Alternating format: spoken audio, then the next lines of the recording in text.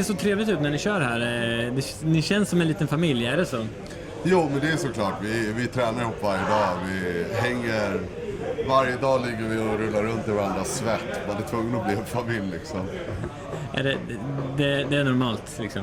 Ja, men det är normalt. Det är normalt hemma liksom. Det här är ju bara en ursäkt. Alltså, vi slår ju bara på varandra för en ursäkt till att egentligen kramas. Ja, men det känns trevligt. Ja, men det är trevligt. Det är en fantastisk stämning på klubben och vi är vänner även utanför liksom. Så jag tror man måste vara det liksom. Det är bra att ha det samspelet när man tränar ihop liksom. För jag tror det lätt kan bli skador och så annars. Man lär sig att lita på varandra. Gala här om en månad. Hur ser förberedelserna ut? Nej, stenhård träning som vanligt liksom. Och nu sagt en månad kvar. Nu kommer det vara riktigt hårt här i 2 veckor ungefär. Sen kommer man börja släppa upp kroppen lite och försöka pika då till matchdag. Du pratade lite inför din förra match här om att du ibland kommer upp i toppform lite för tidigt. Ja.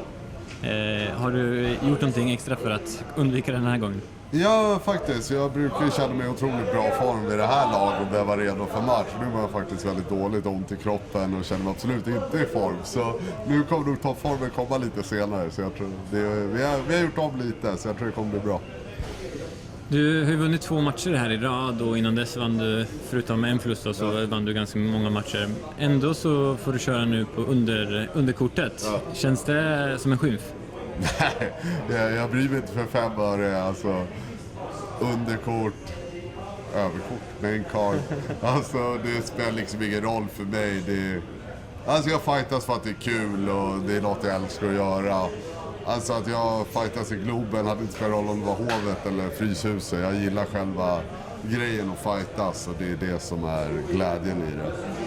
Hur känns det då inför att köra i Sverige igen, va? Du körde ju förra galan också. Betyder det mycket? Ja, men det är fantastiskt roligt liksom. Det är som sagt, man går upp i en bur och fightas. Vart buren står spelar lite mindre roll i världen. Men Sverige är ju speciellt såklart, kommer in inför svensk publik. De lyfter ju taket varje gång liksom, så det kommer bli riktigt fett. Förra gången att du var då i din premiärmatch där i UFC, så pratade du lite om att du hade varit lite övertänd nästan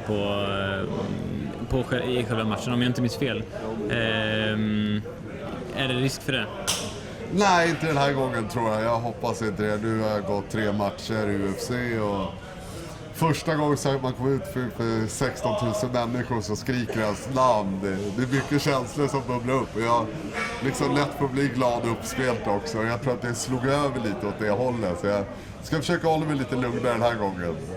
Men det kommer ju bli lika mycket folk nu som ropar namnet. Ja, jag vet.